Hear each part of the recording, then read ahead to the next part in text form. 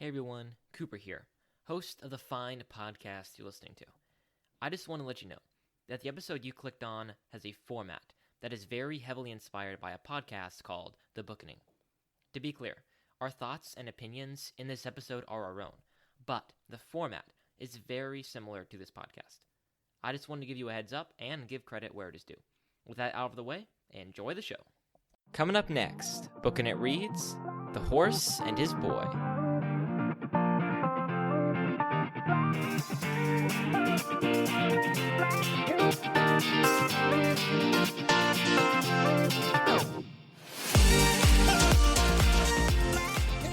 Hey everyone, and welcome back to Booknet. I'm, of course, your humble and eloquent host, Mr. Cooper Cobbs, and joining me today are two of my very good friends, Mr. Tanner Lewis and Mr. Isaiah Ritsky.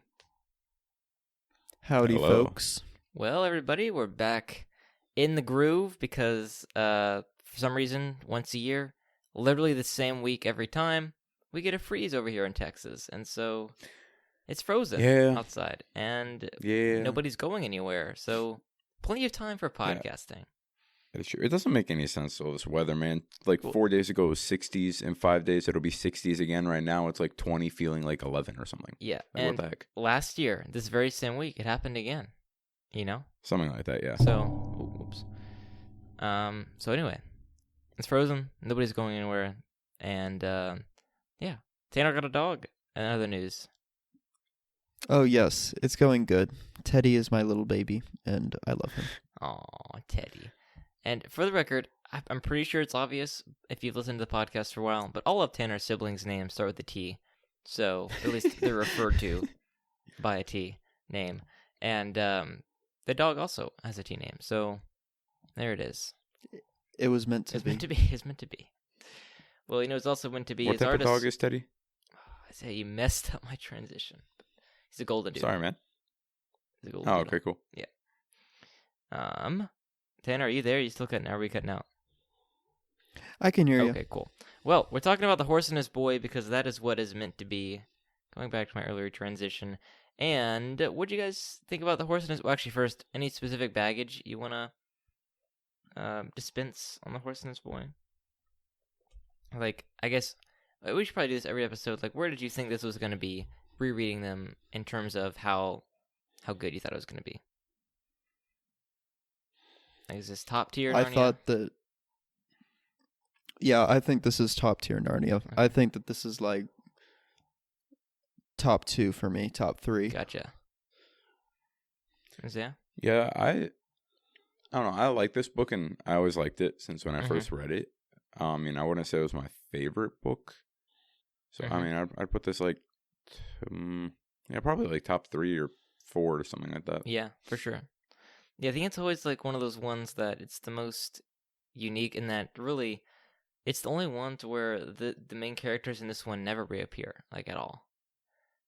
So that's something that is maybe unique to Narnia and is refreshing. And you spend the majority of your time in countries that you don't really get to spend time with, I guess. Like, it's really not Narnia-centric, necessarily. But it's Narnia's very central to the plot, but it's not where you spend most of your time. It's like the foundation has been laid for the idea of Narnia, and now we're getting to enjoy the fruits of that labor to some extent. Yeah, I mean, in pretty much every single one of the books, except for The Lion, the Witch, and the Wardrobe, you know, in well, I guess Prince Caspian as well, but like in Voyage of the Dawn Treader, you're going out and experiencing all the cool places outside of Narnia and the ocean. And Silver Chair, you're going really far north, and Horse and His Boy, you're in Calormen and Archenland, and then, you know, and Magician's Nephew, you're not even in Narnia to begin with. So I think that you're right. Like, the foundation has been laid with Lion, the Witch, and the Wardrobe, Prince Caspian. Let's branch out a bit and hear about these other countries you've only been referred to. So, for sure. I guess, Tanner, you said it was top tier Narnia, so what makes it top tier Narnia for you? Is it like experiencing Calormen, or is it the storytelling? What is it? It's very this feels like the most Tolkien of all of the Narnia books, like, period. With the exception of the Voyage of the Dawn Treader. That one might be the only exception. But like The Horse and His Boy just feels very like journey it's a very journey oriented story, and just like not only a journey as in like the physical place that they're going, but like the mental state and like their spiritual journey as well, like just their beliefs and like the way that they warm up to each other as like people as they're journeying. It's very interesting and intriguing to me.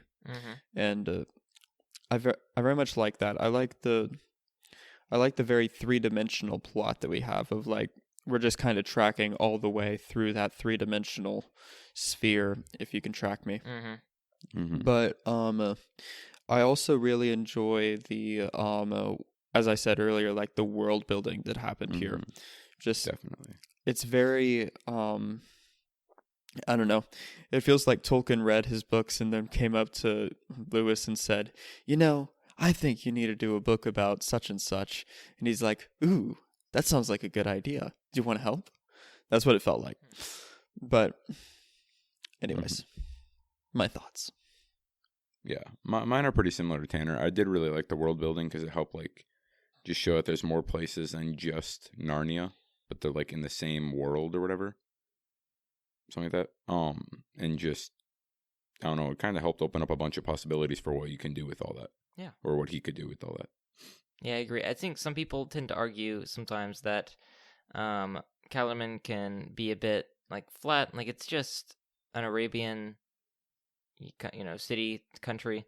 It's just Agrabah from Aladdin all over again. It's just your stereotypical culture that's been copy and pasted here.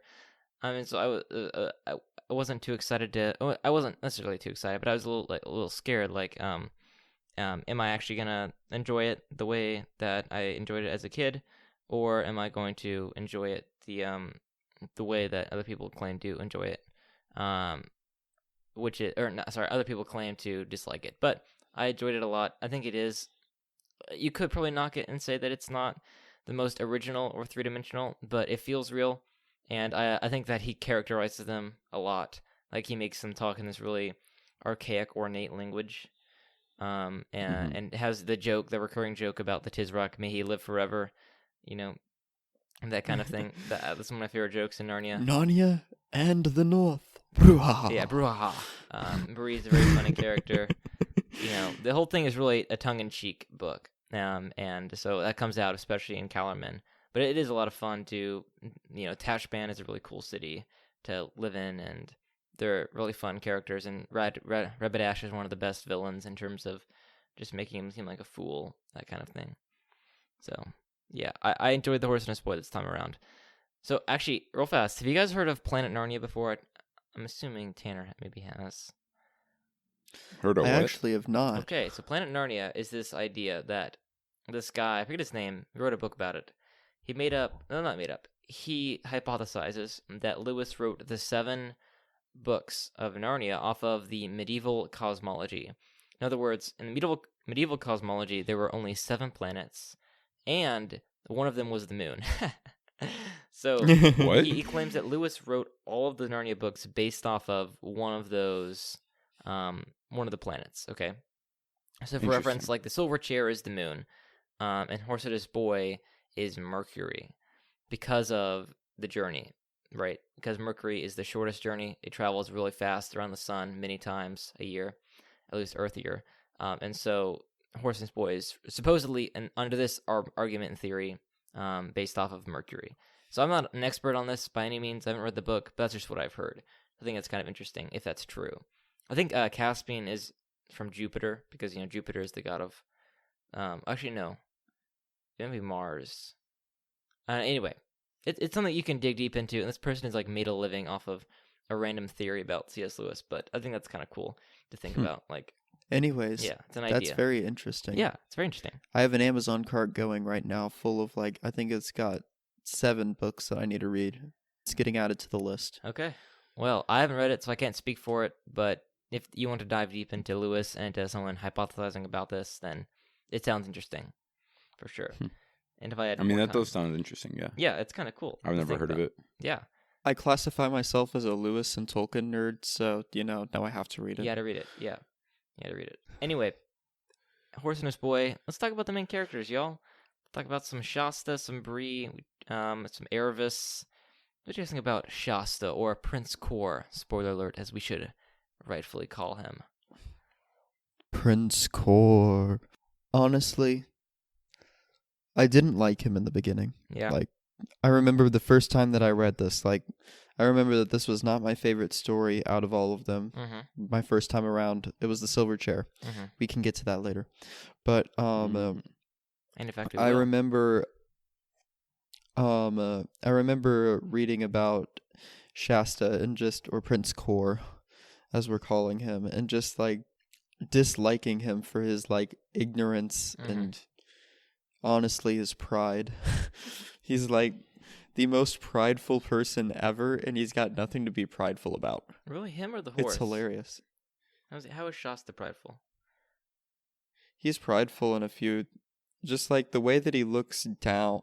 Oh, fair. Yeah, I don't know. He looks down on Erebus. He looks down on Erebus. He looks down on Bree to some extent. Like, I don't know. It was just intriguing to me. Mm-hmm.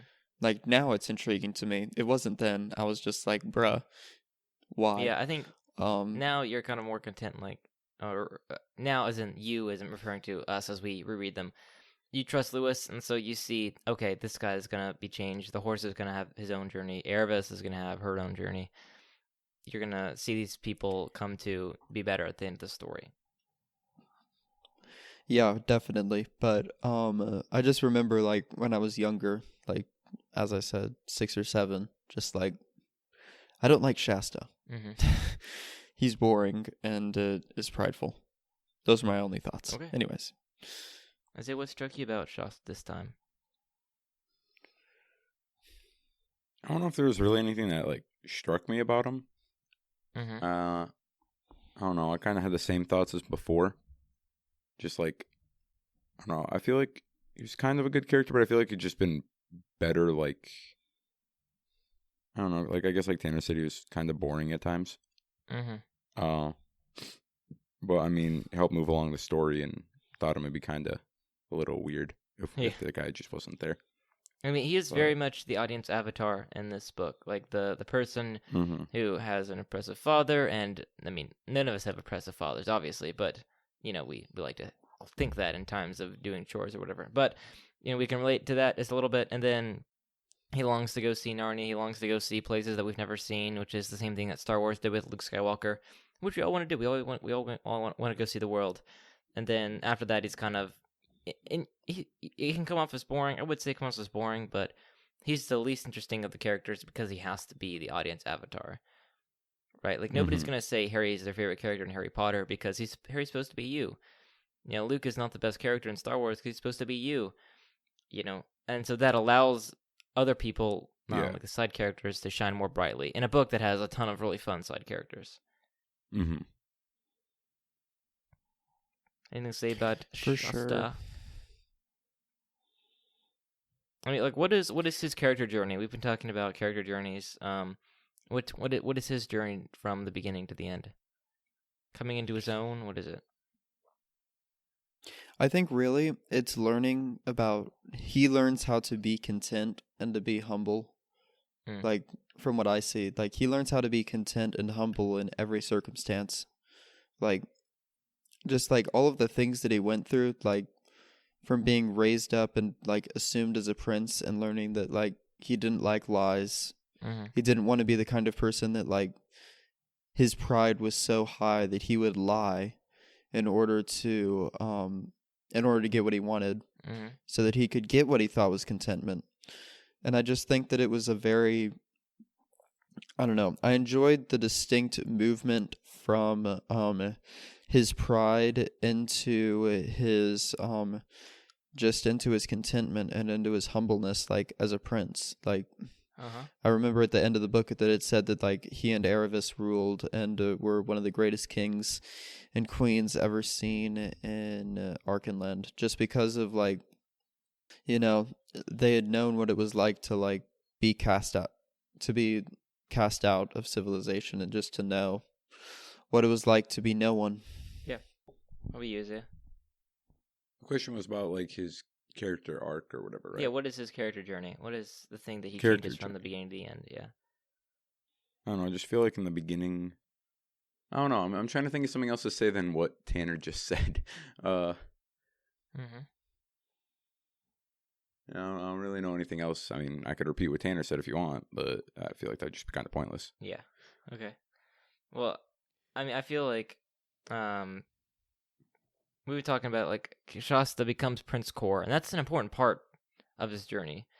And I think that over the story, it is kind of a coming into his own, like recognizing his noble roots, I guess. And you'll see that with there is a couple of lines, like obviously they mistake him for Prince Corn. It's not just a similarity in face, but you know they can kind of tell his blood, his noble blood. And then the king, when Shasta first tells them the news that there's a Calormen attack coming, he notes that as he got on his horse that he has noble blood in him somewhere. And so I think his important part of his journey is learning, as Tanner kind of alluded to, learning how to be humble in all scenarios and how to he's experienced what it's like to be the low of civilization and the high of civilization. So now he's kind of been thrust from this low to being looked down on everyone, and kind of scorning them for that, becoming the prince and the future king. And so I think that's just a interesting character journey of becoming the lowest and then becoming the highest and having to deal with that and having to grow into that as his destiny is, as his plan is, as his purpose is, and also trying to reconcile and have a good attitude about what he used to be and things like that. So yeah. And let's say about Shasta. I guess I'll also I feel like that this book was very kind of, I mean, we've all talked about it and we've all kind of agreed at some point of the fact that it's mostly about Shasta's and how and his journey from being the lowest of lows to the highest of highs. I just think that it's so profound that Lewis would write about something like that when Jesus says that whoever is the last will be first, and whoever's the first shall be last. Mm-hmm. Everyone's going to be humbled and raised up at some point, and all the tables are going to be turned. Mm-hmm. It's just a matter of when at this point. Yeah. Yeah, I didn't even think about that. The correlation between that and this. And you'll see about Erebus or Bree or Hwyn. I think they're all fun side characters. I think Erebus's journey is one of my favorites for sure. Becoming the she's honestly princess. One of the reasons why this is my favorite, actually. Yeah. Mm-hmm. Just her, I don't know, from being suicidal to having a horse talk to her, as it happens. Yeah, totally. Yeah. I mean, who doesn't love a talking horse though? Yeah. I think that could stop anybody from committing suicide. Yeah. But, I mean, I will say, I think or just make them think they're crazy. Yeah. Which you initially thought. I think that the moment where Nazlan, rakes his claws against her back and then tells her why at the end is one of the top 10 moments of Narnia. The idea of, hey, at the end of the day, justice is going to occur, so do right by others. It's an actual physical representation of the golden rule, I guess. Do unto others as you would do to you. It's not necessarily that. It's more of she learned a lesson. She treated a person inferior to her poorly, and Aslan taught her a lesson. And she kind of learned that and grew out of that with Shasta especially. So I think Lewis is flexing his muscles here in terms of character growth and journey and completeness at the very end. So for sure. Yep. Yeah. I have a little bit of encouragement to any listeners. If you're reading or have read the Chronicles of Narnia, I highly encourage you to talk with other people about them and not just read them and listen to this podcast and be done. Because as we're discovering right now on this podcast, the more you talk about it, the more you can read into the meanings of all of this. For me, I'd 100% forgotten about that portion of Erebus' story. And then talking with Isaiah, just the fact that he hadn't even read into the correlation between Jesus and everybody being humbled. Like, it's a really good thing to have a community where you can talk to other people about whatever you're reading and about whatever like you're discussing. So I highly encourage that, just because when you're able to discuss and you're thinking, you're reading, and you're hearing yourself say it to somebody else, things just like ideas are sparked, and things like it has a different meaning to you at that point. Yes. All angles are looked through in that point, and it has a different meaning to you than if you just read it. Yeah. Anyways, there's my tangent. I mean, that's kind of a summary of like what the podcast is about. Just like we're encouraging guys alongside us to think about these things and talk with them and discuss them because it's important. I want to talk about the lion plot. The whole idea that Aslan has been protecting him and guarding him all the way through. It's kind of another example of allegory. I mean, as I talked about it last time, basically direct correlation 1-to-1 Aslan to Jesus, and Jesus is kind of walking along you and protecting you. How did you guys feel about the lion plot this time around? Because it's another one of those things of The Horse and His Boy. I feel like The Horse and His Boy is actually one of those books where it's either you're like your top Narnia book, or near the top, or it's near the bottom. And I think one of the reasons is the lion plot. Like, I've heard people, the moment when Aslan talks to Shasta at the very end, and he's like, I was the lion, I was the lion, I was the lion, I was the one who did this, I was the one who did that. That's one of their top 10 moments, or it's like one of their bottom 10 moments of Narnia. That's really interesting. Like, I had a friend quote that in a devotional they gave at one point, that section. And then I've also had people who I've just talked to and listened to or encountered when thinking about Narnia, where they just don't like it at all. They don't think it's a great representation of Christ or what he does for us. So how do you guys feel about it this time around? Did it strike you one way or the other? I'm assuming you guys liked it. I did too. I liked it, yeah. Yeah. I love it. Yeah. I mean... Go ahead. Go ahead, Isaiah. Go ahead, Isaiah. I'm not stealing your ideas anymore. Oh, okay. Well, I just thought it was really cool, and it was a great representation of like how Jesus will never leave us nor forsake us or anything, and no matter what, we're never alone. And just like, yeah, I don't know why people wouldn't like that, especially if they're Christian. Yeah, that doesn't really make sense to me. Is it accurate? You think? Yeah, no, I thought it was great. I thought it was pretty accurate. I mean, God is always with us, and even if we can't see him, he's always helping us, or just there to be with us and all that. I think I've got an interesting take on that, really. But like when we're talking about like Aslan being the lion every time, and him being the cat in the desert, and just like him protecting them all the way, I think the most interesting thing to me is still that idea of he's not a tame lion, and not only that, but like when they're running by the sea. And when they're running through the sea, they think that they're running to save their lives, right? And they are. But I just think that it's so interesting that in the moment we don't realize what's happening is good for us. Yep. We assume that we're about to die, and we go into a full protectionist mode, like Shasta did, and just like freak out essentially. And everything we just don't know what's happening, and we get so I don't know, we become terrified, and we get so uncomfortable in our position that we lose sight of what our purpose was. Like Shasta did. Like he lost sight of why he was going there. He lost sight of the reason that he was going to Narnia. He lost sight of everything. And I think that's just, I don't know. Going back through it this time around with my family, it just hit me a different way than it did the first time. Just the idea that it's not going to be comfortable.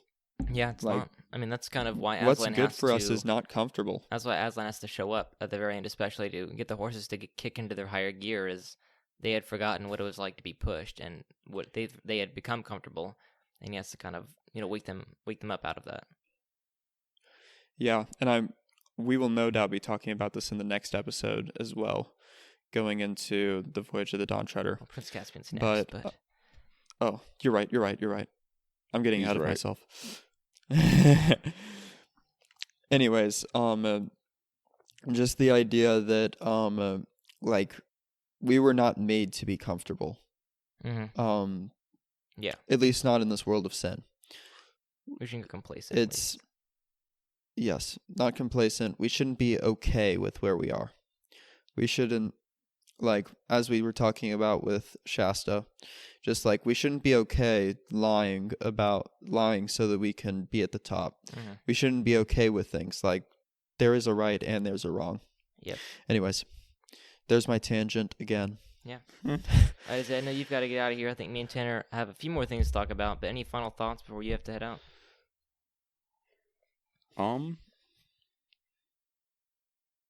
No, not really. Just a good book. I would recommend it. Yep. Yeah, and it really is great world building, like we said before. How many lampposts out of 7 would you give to it? Wait, how many? What have you been doing? Lions, lampposts? I don't know. How many things out of 7? Out of 7? Yeah. I give it like a 6. Nice. Cool. Mm-hmm. All right. Well, we will R.I.T. see you next time. Isaiah, farewell. See you. All right, Tanner. So what I want to talk about next is Tash. So Tash is the god little g of the Calormens, and I think this is important, especially as we're going to talk about the idea of Lewis possibly being a universalist in the last battle, or at least a partial universalist. And so I'm going to talk about Tash here. I think that, first off, Lewis describes Tash here and elsewhere as a scary, obviously a demon. Like, nowhere does anybody claim that Tash is not real, right? I think that's important to note. They always claim that he's a demon, or they don't claim he's a demon. You get the picture that he's a demon, right? And as Aslan is the Christ figure, Tash is obviously supposed to be the antithesis to that. How did you feel about Tash in this book? I think that mostly Tash is played off as a fool, like Rabadash. Whenever he gets caught on the little ring and makes a fool of himself, he says something like, "The bolt of Tash is falling," or something like that. I don't know. How do you feel about Tash and the Horse and His Boy as we kind of get set up for that discussion in the last battle? I think that, I don't know. First of all, I definitely think that there are spiritual forces that are at play within the world right now. No doubt about that. I believe that there are little g gods that, or at least people worship them as such. Like, I don't know if I would call it such, demon. Yes. Yeah. Well, I mean, there are dozens of books that you can read on all of these different things. I personally like Supernatural. That's one of my favorites. I highly encourage you read it if you want more on what I'm kind of going to be touching on as I'm talking about Tash right now. But as we're doing this, just the fact that I believe that the Greek and Roman gods were little g gods that did exist and were did have play at human hearts and in the world. I don't think that they were just like these abstract deities that didn't exist. Interesting. Figments of human imagination. Interesting. An interesting idea. I know that you haven't read this book. I highly encourage that you read it so we can have this discussion. I mean, look, just to give my thoughts briefly, I don't think that we can prove that. I think we can assume that, and I think there's a compelling argument to be made for that. But I don't think we can. Those are just sure. I'm stating my beliefs before I get into this because this is going to be very subjective. But anyways, that being said, those are my beliefs. I do believe that there are forces that are that like the Council of God did exist and all of these different things. Anyways, moving off from that and going back into the book, I think that like the role that Tash plays within the world of the Chronicles of Narnia is to be the Satan figure, right? We've got he is the father of lies, and he has clearly corrupted this entire nation of Calormen, which personally I think that whenever he wrote about Calormen, I think that Lewis was kind of thinking of like a Babylon, essentially. Yeah. Just like that kind of an idea. But going into like the end with his name's Prince Rabadash, that's right. just like him turning into a donkey and him having to be like humiliated. I think that just goes to show like another, like the way that the upside down kingdom that Jesus is bringing back, right? Yeah. This or that Aslan's bringing as well. Just like the fact that the prideful will be humbled, and the humble will be uplifted. Yeah. And I just think that, like, I feel like that's like the center, the focus of this book. Like, that is what this book was meant to be, other than a really great story about a journey. But just I don't know. I think that Tash has a very specific purpose in the books as this demonic figure that has control over portions of human hearts and the world. Yeah. I'm going to read this passage real fast. This is when Aslan is telling Rabadash the donkey how we can be made a human again, okay? This is the chapter Rabadash the Ridiculous. "You've appealed to Tash," said Aslan, "and in the temple of Tash you shall be healed.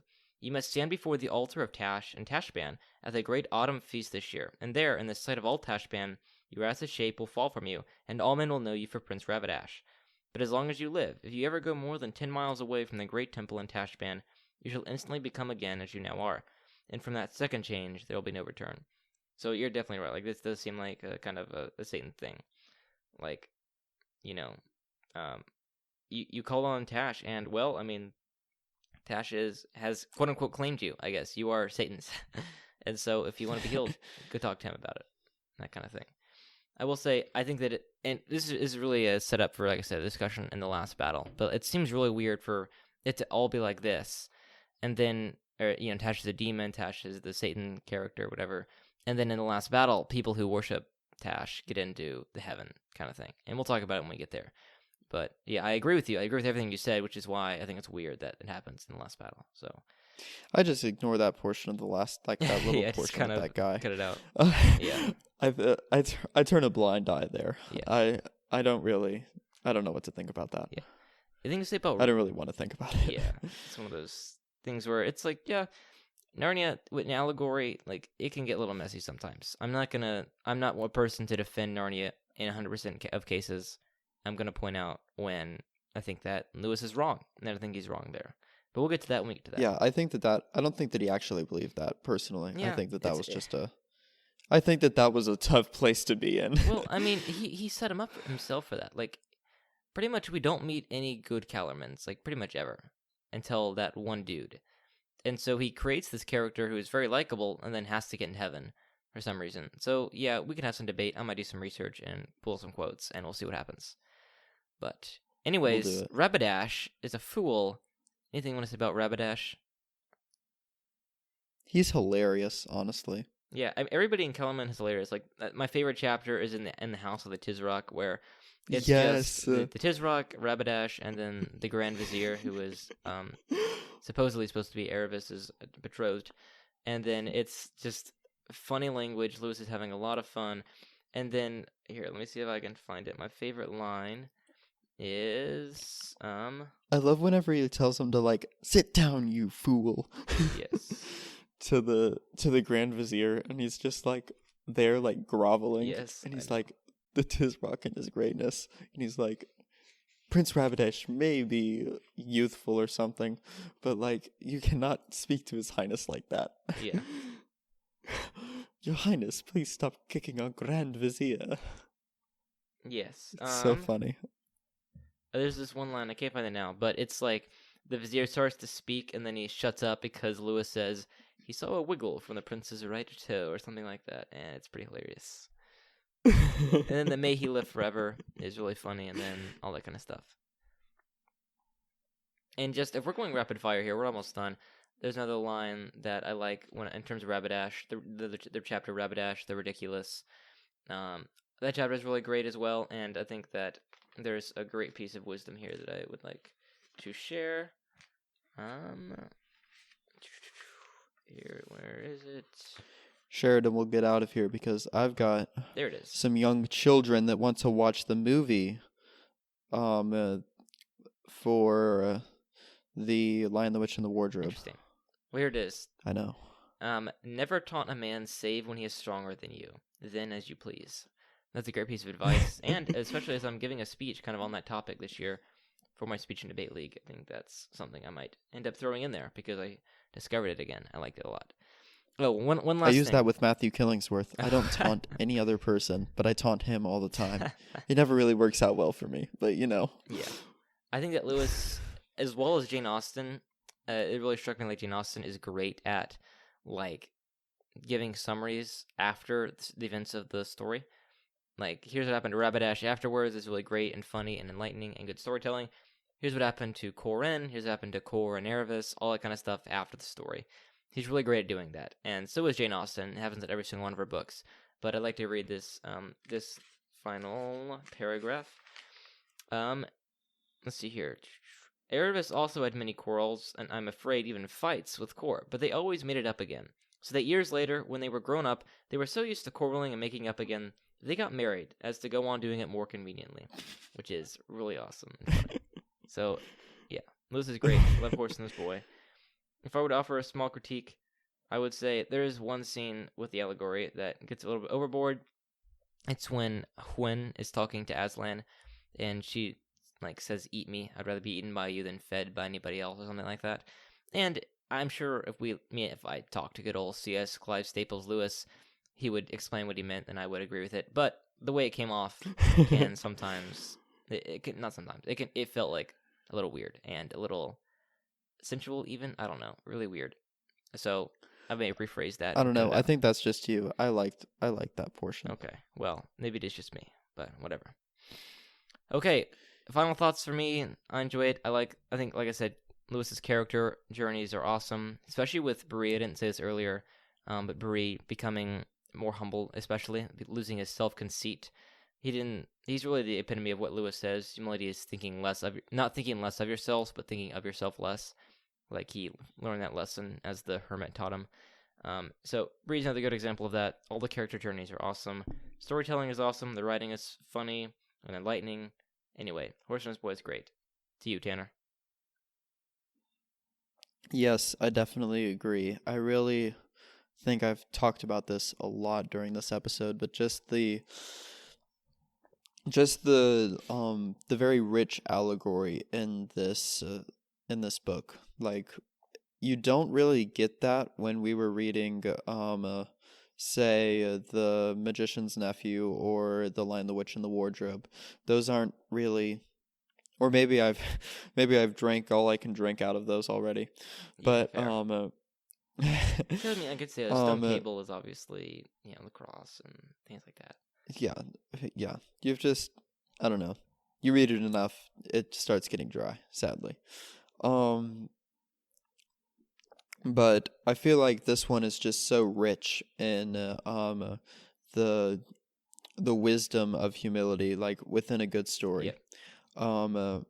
I think that the journey was very good. I think that the humor was the comic relief was just placed so smartly. Yes. Beautiful. Just a beautiful work of art. A great story. Yep. Definitely spent a lot of time on this, I can tell. Yep. 6.5 out of 7 for me. I'm sure it's really high for Tanner. 6.5 out of 7? Yeah. Yeah, I'm definitely hitting, like, sadly I can't go higher than a 6.5 because that would violate my rules. But yes, 6.5. Sounds good. All right, let's do some donor shout-outs. If you want a donor shout-out, listener, go to patreon.com/bookinit. Give us $5 or more a month. We'll shout you out on the show. $10 or more gets you a bonus episode every month, which, by the way, Tanner is on his way to reading Adorning the Dark, which is going to be our next episode for patrons. So we're back in the groove, patrons. We're going to record some bonus episodes soon. Hopefully we'll do the Watership Down miniseries as well. So we're getting back in the groove. We promise. We have not forgotten you. We'll have more bonus episodes coming out soon. So donor shoutouts, Tanner. I'm just going to go ahead and shout them out, and then you can say random gibberish behind me, okay? Nana, Van Pappy and Wayla, Aziz's grandparents Mike and Sylvia, Mike and Laura. What a great guy. And Ginny and Uncle Amazing. Sam. Moses. Tanner. Zara. Anna. Cooper. Oh, by the way, real fast. Matthew. Anna, our patron, recently started a podcast that she wanted me to shout out here. So, if you are in Ooh. classical conversations, like me and Tanner are at the homeschool co-op, we do, Anna has recently started a podcast with her sister where they talk about their week in challenge for classical conversations. It's called Chasing the Challenge. So if you want to have a fun podcast where she and her sister talk about their schoolwork and their week and discuss things for challenge, head over there. Sounds like a lot of fun. Next up, Emily, Becky, Lizzie, and Keenan. Thank you guys for donating. And to you, listener, appreciate you listening. Make sure you support us if you can. 5-star rating and review. Share it with your friends. We'll see you next time with Prince Caspian. And until then, keep on booking it.